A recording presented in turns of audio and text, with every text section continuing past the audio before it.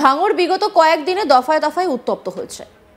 আরাবুল ইসলাম বনাম শওকত মোল্লার দ্বন্দ্বকে কেন্দ্র করে রীতিমতো উত্তপ্ত হয়েছে ভাঙড়। দল যদিও শওকত মোল্লার দিকে রয়েছে এবং শওকত মোল্লা যে ক্ষমতায় মমতা ব্যানার্জির কাছের সেই বিষয়টা বলার অপেক্ষা রাখে না। এবার চাঞ্চল্যকর অভিযোগ সামনে এলো। শওকত মোল্লা ঘনিষ্ঠ এক তৃণমূল নেতার উপরে হামলা চালানো হয়েছে বলে অভিযোগ। বাড়িতে ঢুকে ধারালো অস্ত্র দিয়ে আঘাত করা হয় বলেও অভিযোগ। বুধবার 7 সকালে কলকাতা লেদার কমপ্লেক্সের ভাটি পোতার এক ব্যবসায়ীর বাড়িতে দুষ্কৃতী হামলা চলে। ধারালো অস্ত্র দিয়ে আঘাত করার অভিযোগ সামনে এসেছে। আহত মালেক মোল্লা কলকাতার এক বেসরকারি হাসপাতালে চিকিৎসাধীন। খবর পেয়ে ঘটনাস্থলে লেদার কমপ্লেক্স থানার পুলিশ ও স্থানীয় সূত্রে খবর, বুধবার সকালে আনুমানিক সকাল 7টা নাগাদ ফোন করে এক ব্যক্তি বাইক নিয়ে মালেক মোল্লার বাড়িতে আসেন।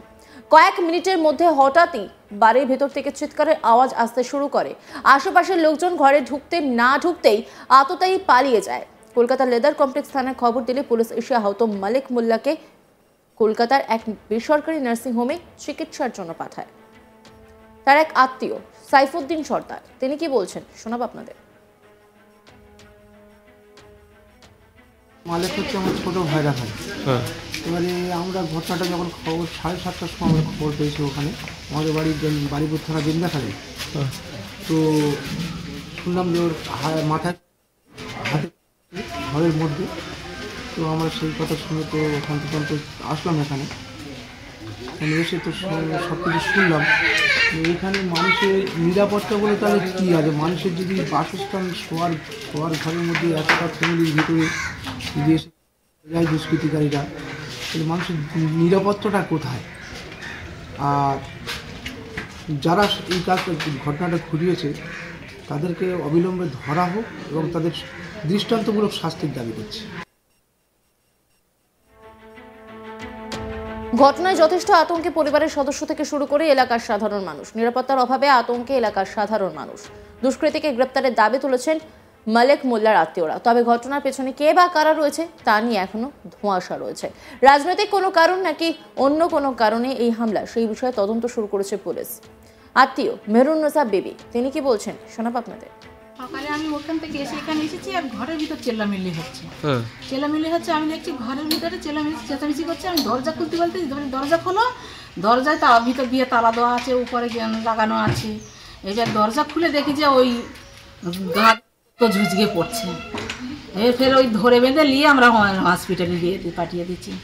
কেন রক্ত কোথা থেকে আসছে? কে এসে মারলো? এরকম এসে মারলো তো আমরা তো সেটা তো দেখতে পাই না।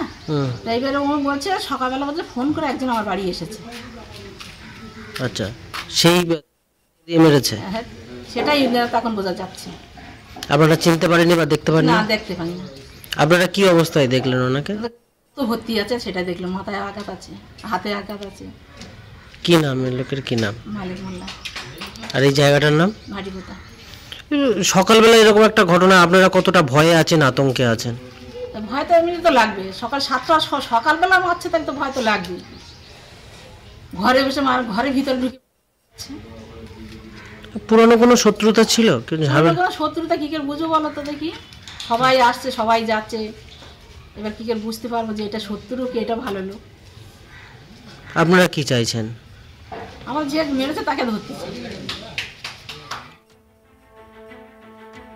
ভাঙড় বিগত কয়েকদিনে দফায় দফায় উত্তপ্ত হয়েছে। আরাবুল ইসলাম বনাম শওকত মোল্লার দ্বন্দ্বকে কেন্দ্র করে রীতিমতো উত্তপ্ত হয়েছে ভাঙড়। দল যদিও শওকত মোল্লার দিকে রয়েছে এবং শওকত মোল্লা যে মমতা ব্যানার্জির কাছে সেই বিষয়টা আর বলার অপেক্ষা রাখে না।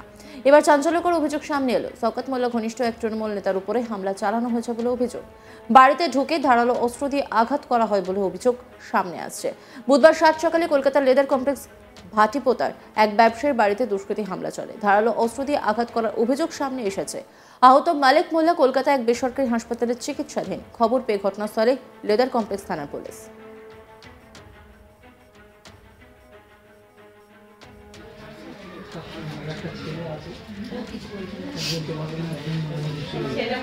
ছেলে মানুষ তো বাচ্চা মানুষ আসে নার্ভাস।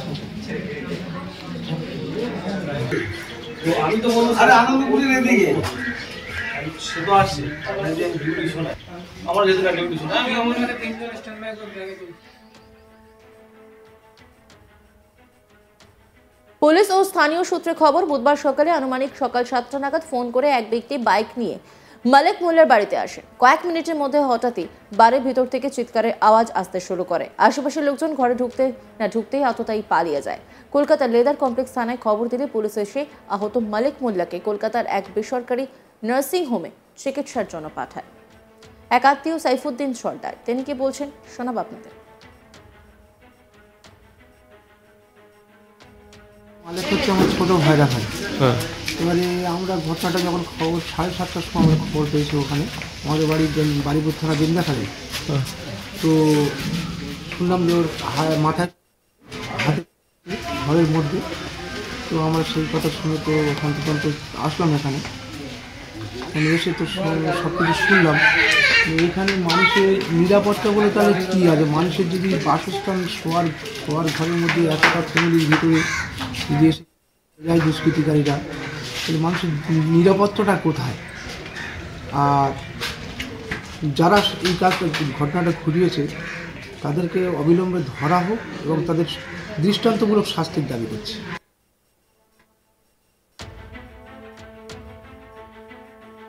ঘটনায় যথেষ্ট আতঙ্কে পরিবারের সদস্য থেকে শুরু করে এলাকার সাধারণ মানুষ। নিরাপত্তার অভাবে আতঙ্কে এলাকার সাধারণ মানুষ। দুষ্কৃতীকে গ্রেপ্তারের দাবি তুলেছেন মালিক মোল্লার আত্মীয়রা। তবে ঘটনার পেছনে কে বা কারা রয়েছে তা নিয়ে এখনো ধোঁয়াশা রয়েছে। রাজনৈতিক কোনো কারণ নাকি অন্য কোনো কারণে এই হামলা, সে বিষয়ে তদন্ত শুরু করেছে পুলিশ।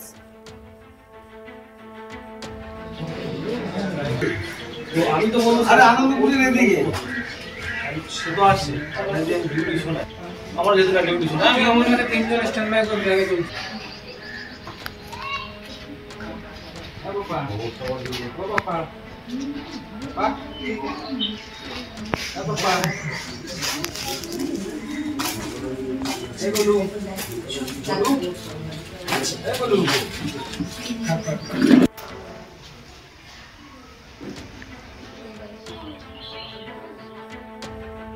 আর এক আত্মীয় মেহরুন্নসা বেবি, তিনি কি বলছেন শোনাব আপনাদের।